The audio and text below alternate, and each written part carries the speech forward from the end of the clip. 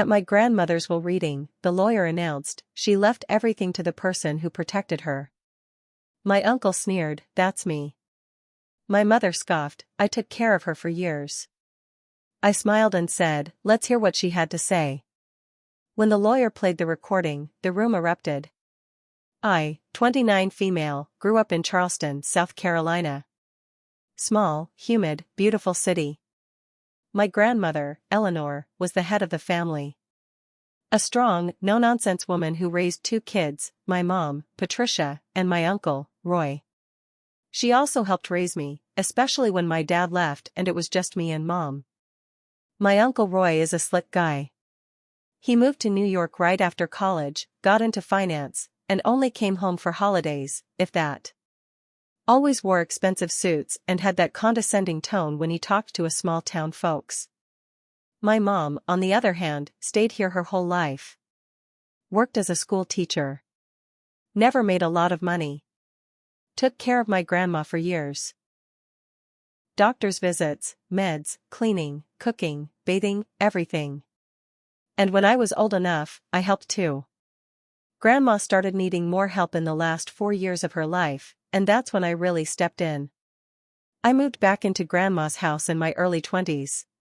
At first just to help out during a bad flu she had. I never really moved out after that. We shared a rhythm, tea on the porch, stories from her childhood, sometimes just sitting together in silence. Uncle Roy never visited during that time. Not even once. He'd call now and then, but that was it. He always claimed he was handling her finances. Grandma told me she barely heard from him. Said she didn't trust him, but didn't want to fight about it. A few months ago, she passed in her sleep. Peacefully. She was 89. We buried her with all the love we had. The service was simple, quiet, and intimate. Roy flew in for it, late as usual, and barely said a word to anyone. Wore sunglasses the whole time. Afterward, he just kept asking about the will. The lawyer will be in touch, Mom told him. A week later, we were all sitting in a small law office in downtown Charleston. Wood paneling. Old books. Smelled like lemon polish and dust. The lawyer, Mr. Breckenridge, had known Grandma for decades. Tall, pale man, always wore suspenders and had a slow, careful way of speaking. Mom and I sat side by side. Roy was across from us. Aunt Lorna, Mom and Roy's older cousin, was in the back, and a few other family members were scattered around the room. The air was stiff. Tense. Like everyone was waiting to see who'd be crowned king. Mr. Breckenridge began with the usual stuff. Eleanor was of sound mind. Her will is dated, blah blah. Then he paused and looked up. Your mother left a message that she wanted to play during this meeting. He took out a small voice recorder. Pressed play. I didn't say anything. I just kept looking at the recorder, listening. Grandma continued. My children both did their parts. But only one person truly protected me in the way that mattered. When I was scared. When I couldn't walk. When I forgot my name. When I cried and no one else heard me. The room went still. I leave my house, my accounts, my belongings, to my granddaughter. Dead silence. Roy stood up like he didn't hear it right. What? What did she say? Mr. Breckenridge stayed calm. Eleanor's will clearly states her granddaughter, Rachel, that's me, is the sole inheritor of her estate. Roy turned red. That's not legal. She was senile. She didn't know what she was doing. Mom crossed her arms. She knew exactly what she was doing. She was confused for months before she died. Roy barked. She had dementia. No, she had bad days. But she also had a legal team, a doctor, and a witness when she made this will, Mr. Breckenridge replied. Everything is documented. You're welcome to request a copy and take legal action, but her wishes are clear. Then Roy snapped. He started yelling. This is bullsh*t. She was manipulated. That girl doesn't deserve any of it. I was the one handling her money. You didn't even call her back, Roy, I said quietly. She cried when you forgot her birthday. He turned on me. Oh, shut the hell up, Rachel. You probably sweet-talked her into this. You think taking her to the doctor makes you a saint? She needed someone, I said. And I was there. That's all. Mom stood up, voice shaking but strong. She made her choice. You didn't care about her. You cared about the inheritance. That's why you're mad. And now the rest of the family looks at me differently. Cousins are suddenly very interested in catching up. Aunt Lorna asked if I planned to sell the house. I haven't answered anyone yet. Roy did file something, by the way. Claimed undue influence and elder abuse. But I have texts from Grandma, videos, even a letter she wrote me 2 months before she passed. My lawyer says it's not going anywhere. I don't know how to feel. Relieved? Guilty? Angry? All I know is, when Grandma said the one who protected me, she meant me. And that makes all the screaming and chaos worth it. It's been a month since the will reading. Roy's threats didn't stop. In fact, they got worse. He sent emails. Texts. He even had his lawyer send me a formal letter demanding mediation. He said the will was signed under duress, that I took advantage of an old woman, and that I was hiding assets. Let me tell you, I have never stolen anything in my life. But when someone wants something badly enough, they'll say anything to make it seem like you are the bad one. I didn't respond. I forwarded everything to my lawyer. But then something else happened. One night, I was home alone. It was raining hard. I was in Grandma's kitchen, making tea. Same kettle she used for years. I had just turned the stove off when I heard something outside. At first, I thought it was just the wind. But then I saw it. A figure standing near the back fence. Dark coat. Hood up. Just watching. I grabbed my phone and turned on the porch light. The figure turned and walked off fast. At the Bank of Charleston. Apparently, it wasn't listed in her main records.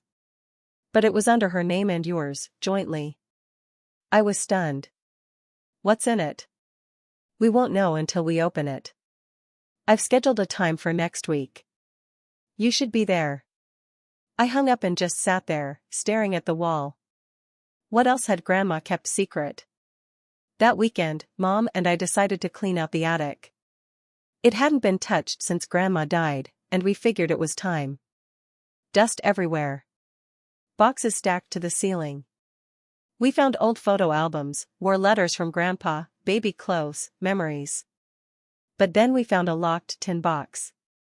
It was under a pile of Christmas decorations. I almost missed it. It had Grandma's handwriting on the lid. Just one word, truth. Mom and I looked at each other. Do we open it? She asked. I think we have to.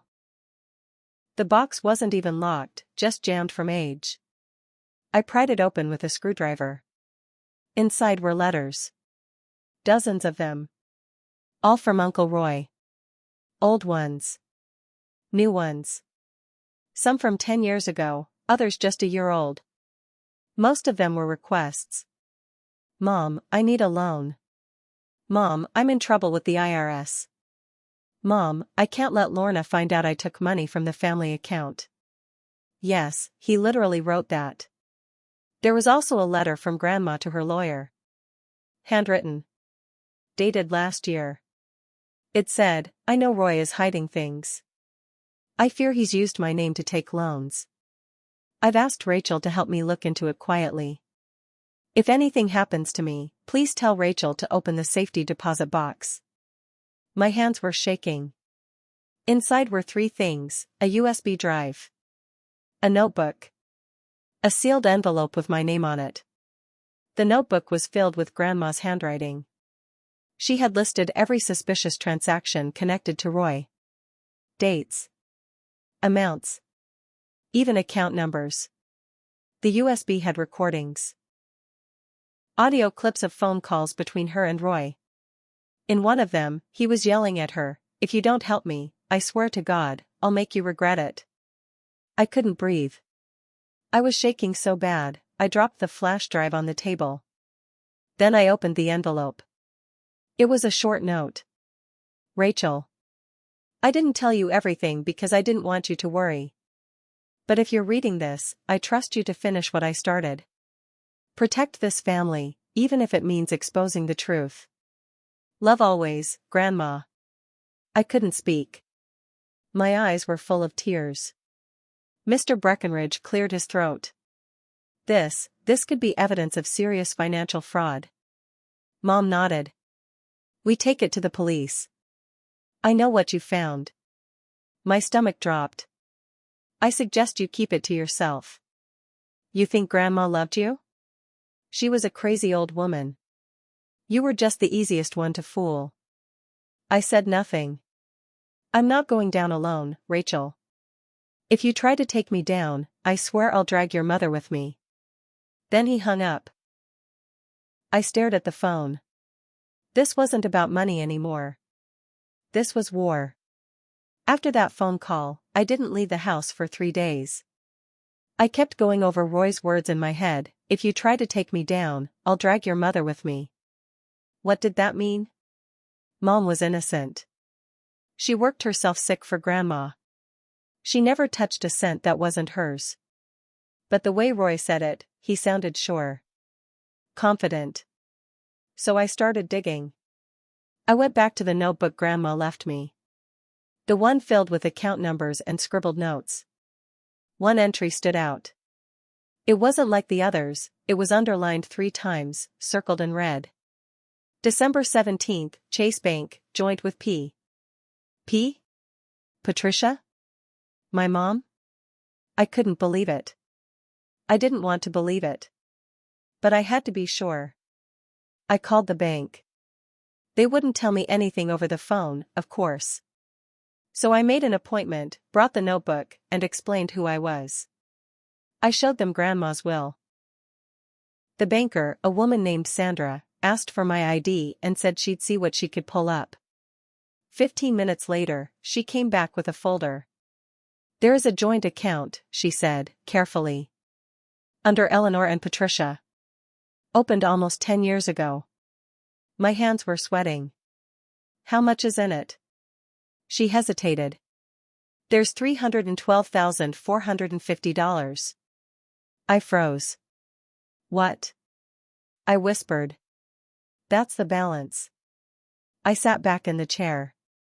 I felt like the air had been knocked out of me. Where did that money come from? My grandmother never had that kind of money. Her house was paid off, sure, and she had savings, but not $300,000. I thanked Sandra, left the bank, and drove around Charleston for hours. I didn't know where to go. I couldn't go home yet. Not without answers. That night, I asked my mom straight out. "Mom, did you know about the joint account? With Grandma?" She looked at me, confused. "What joint account?" "At Chase. Over 300 grand in it." Her mouth dropped open. "Rachel, no. I swear to God, I don't know anything about that." I believed her. But then who set it up? And more importantly, why use her name? I couldn't sleep. I pulled out Grandma's notebook again. I stared at that one line. Joint with P. And then I saw something that made my heart stop. There was a sticky note tucked between pages. I must have missed it before. It was in Grandma's handwriting, but it was barely legible, shaky, faint. Check for forged signature. Patricia doesn't know. She knew.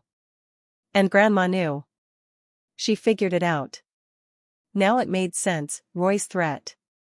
"I'll drag your mother with me." He forged her signature. If this ever went to court, Mom's name being on that account could get twisted. He was planning to blame her. That bastard. The next twist came fast. 2 days later, I came home and found the front door open. I never leave it open.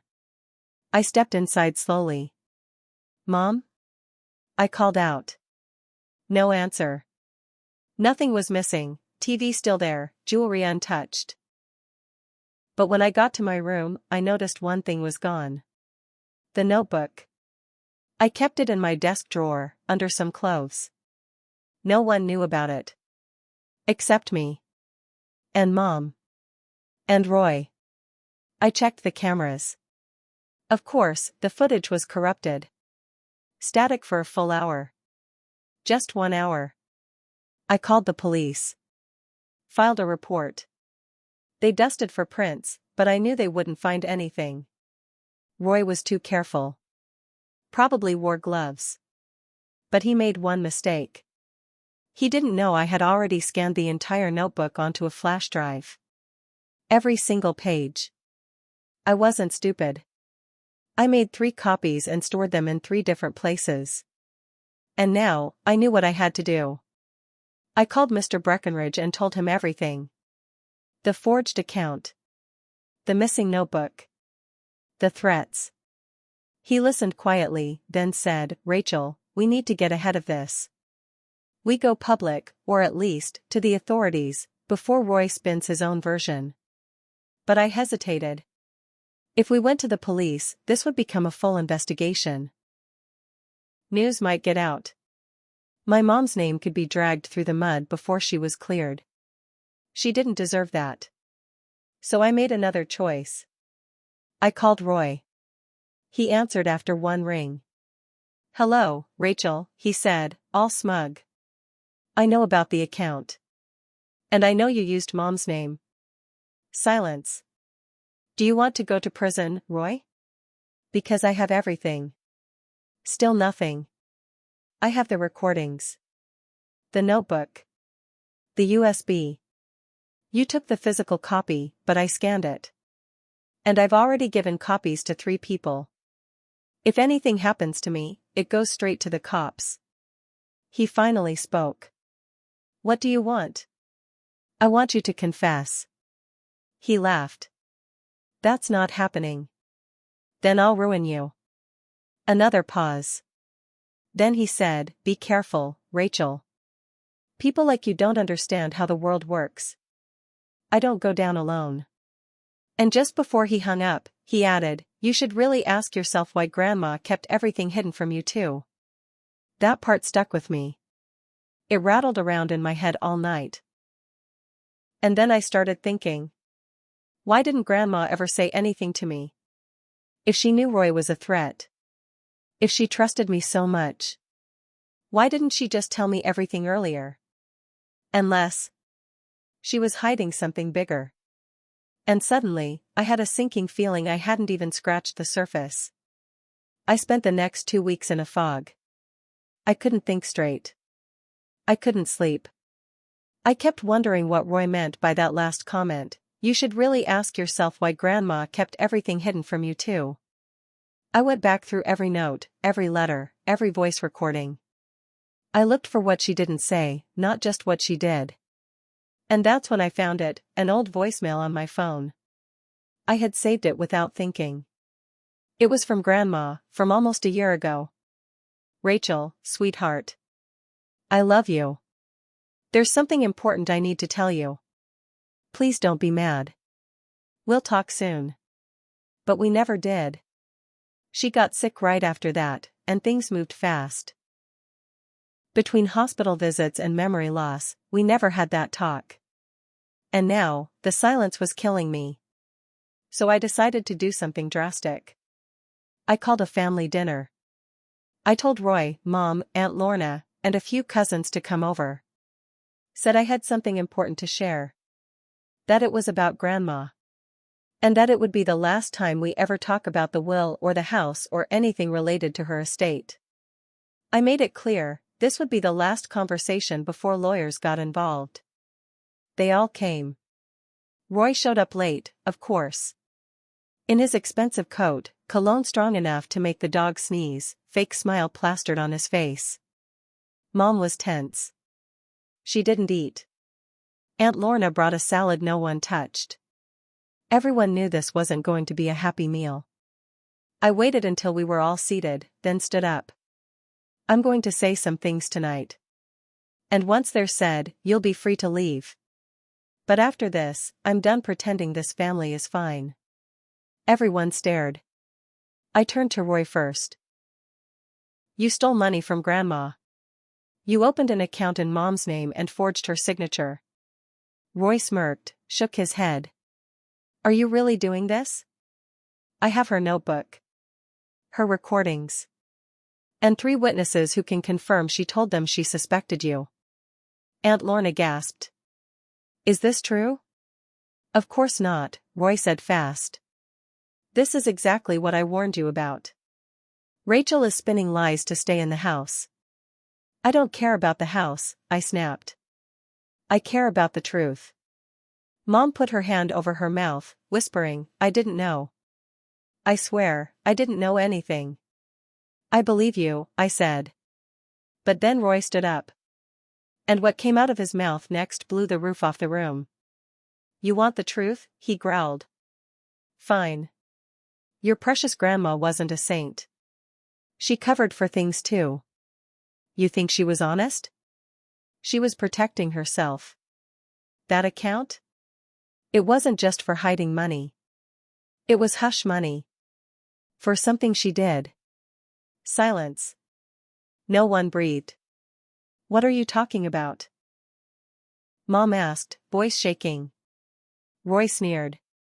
Ask her what happened in 1987. Ask her why she suddenly paid off a huge debt and told the family she won the lottery. She didn't win anything. She took something. I was frozen.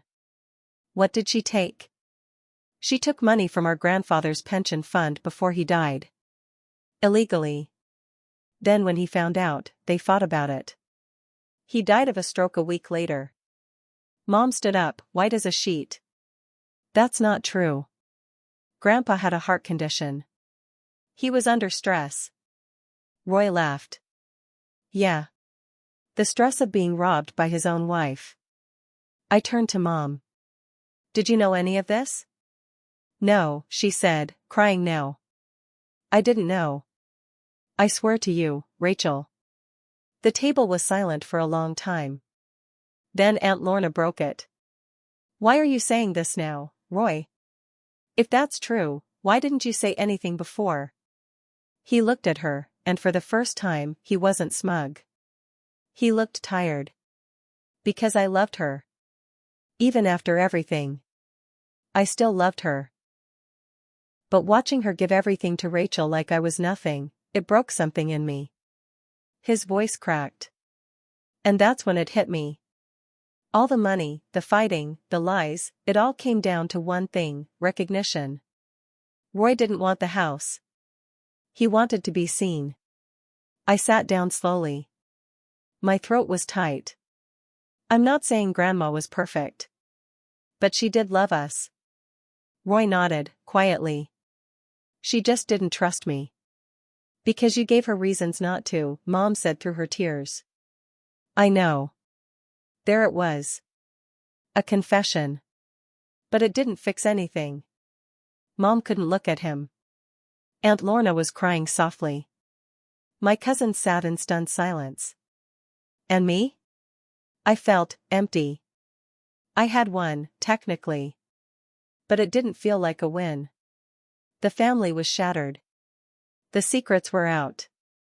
And what was left was just silence. Roy left first. No apology. No hug. Just walked out the door like he had nothing left to fight for.